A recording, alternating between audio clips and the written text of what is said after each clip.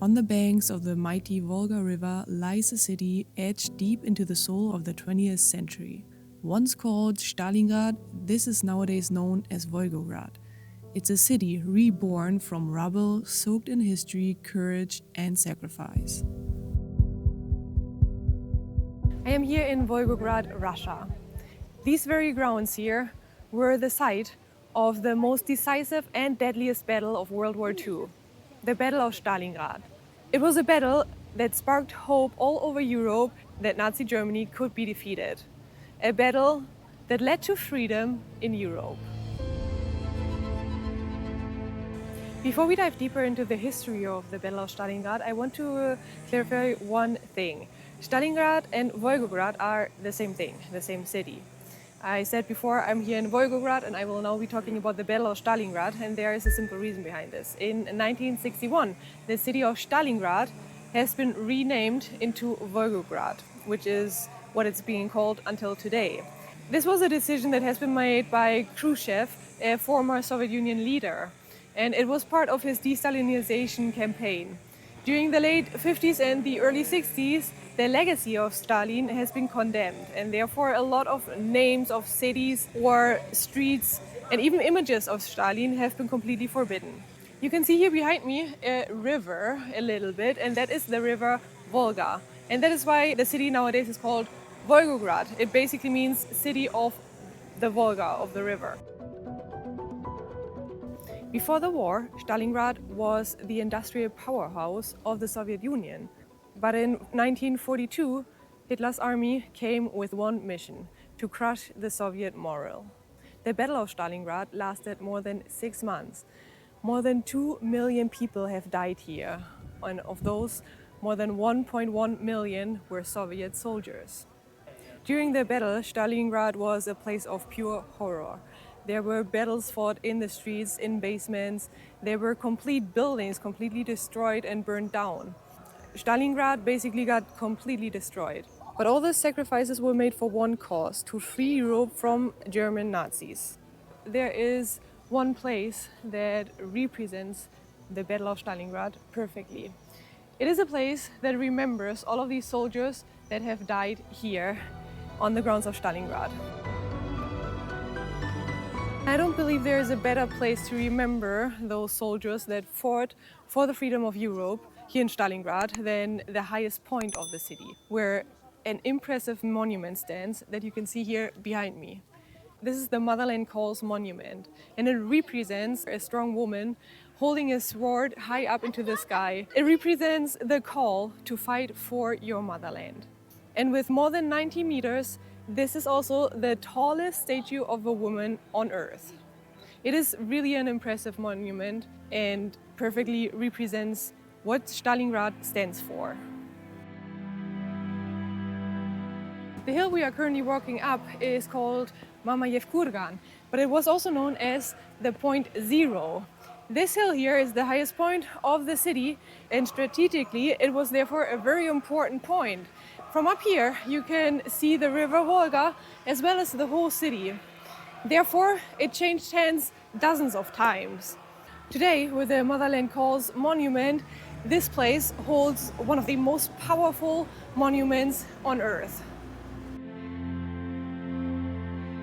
What happened here in Stalingrad weakened the Nazis extremely. It was the biggest defeat of the German army, as hundreds of thousands of German soldiers died here. After the Battle of Stalingrad, the Red Army pushed back the Germans more and more, winning back more and more territory. It was the beginning of the end of World War II, and it sparked hope all over Europe that the German Nazis could actually be defeated. It was the signal for other nations to enter World War II to defeat the German Nazis together. But what exactly happened here in Stalingrad? From August 1942 to February 1943, Stalingrad became the center of the world, a brutal, frozen arena where over 2 million men fought and died. Hitler believed taking the city would shatter Soviet morale and secure Nazi control of the southern front, and Stalin ordered it to be defended at any cost. The battle raged street by street, room by room. Factories, sewers and stairwells became killing grounds. In the chaos, civilians kept living in the city while soldiers fought in unimaginable conditions: starvation, frostbite, and constant shelling. And Stalin himself believed that keeping the families, the children, the wives of the soldiers close to the army would actually motivate them somehow to fight even harder. But that has also caused a lot of death amongst civilians. In November 1942, the tide turned. The Red Army launched Operation Uranus, a massive counteroffensive that encircled over 300,000 German troops. The German Sixth Army was trapped. They were cut off from any food, medical, and other supplies. A lot of them starved to death. Some of them froze to death in the cold Soviet winter, and others died in combat. Hitler ordered them to hold their ground, but there would be no relief. And this was where the unthinkable happened. For the very first time, the German Nazis suffered a catastrophic defeat. In February 1943, the German general Paulus surrendered, defying Hitler's order. This was more than just a military loss. It was a psychological blow that echoed along the world. From this moment on, the Soviet Union started their long but relentless push forward, all the way to Berlin, all the way to victory.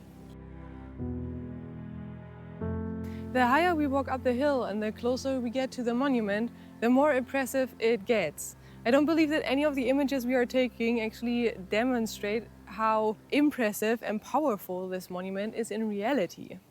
For me, it was extremely important to film this video here in Stalingrad because as a German, I can tell you that in schools in Germany, we don't really focus on the Soviet Union, at least not in my school.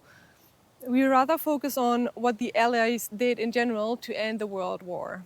And we also focus especially on D-Day. I also created a video about D-Day. If you're interested in that, feel free to check it out next.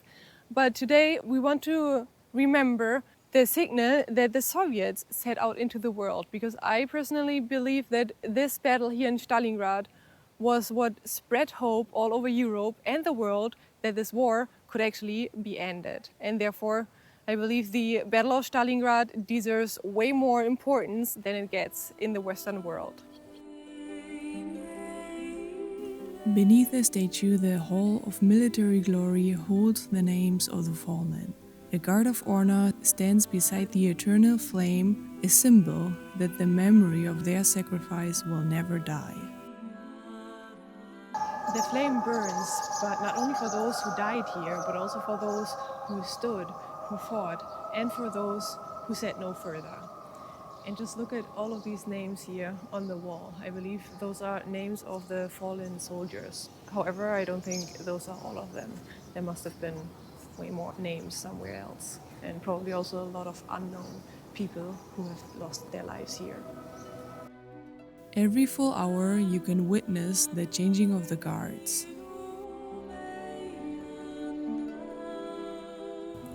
Part of the memorial is also this mass cemetery here.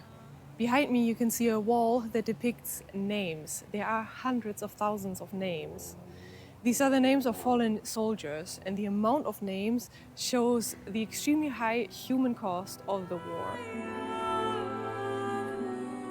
I am very glad that I came here because this memorial here is definitely one of the best memorials of World War II that I have ever seen.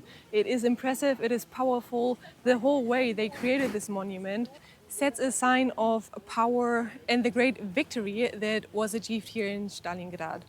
You can hear music that empowers the whole feeling of the battle, of the fight here in Stalingrad. You can see a lot of statues, images, rock formations in which images have been carved in. All of this put together with the Motherland Calls monument is extremely unique and extremely powerful. I liked it a lot. However, there's way more to Stalingrad than only this memorial here. Stalingrad, as you probably can imagine, got completely destroyed during World War II. It had to be rebuilt completely from scratch. There are many memorials and many monuments all over the city that tell a story. It feels like here in Stalingrad, people are remembering the past, not with hatred, but with honor. And we're going to visit further memorials now and further sites that tell the history of the Battle of Stalingrad. Near the Volga River, there's also a museum, which you can see over there behind me. It's this gray round tower where you can find an exhibition and find several items that are somehow related to the Battle of Stalingrad, such as household items, but also lots of documents. And the outside part of the exhibition are these ruins that you can see in the background. This used to be a mill from the 20th century, and obviously it got completely destroyed during the Battle of Stalingrad. We are in front of the factory of the Red October. This factory operated already during World War II and it is still operating until today. If I'm not mistaken, it is Russia's biggest producer of steel. The factory Red October is a symbol for the defense of Stalingrad. Outside of the factory, you can see various images of people who were defending the Soviet Union. And in front of the factory, we can even see a small memorial of a woman. It was the first woman that has died during the combat of Stalingrad. And it was a woman that was working here in the factory. The Volga River played a crucial role in the Battle of Stalingrad. Not far away from here, in the Volga-Don Canal, was where the Germans have arrived. The Battle of Stalingrad was now 80 years ago. It seems far away, but the people of Volgograd keep remembering the history of their city with dignity and resilience. If you ever come to Russia, come to Volgograd. Remember history and stand with those who have fought for freedom in Europe.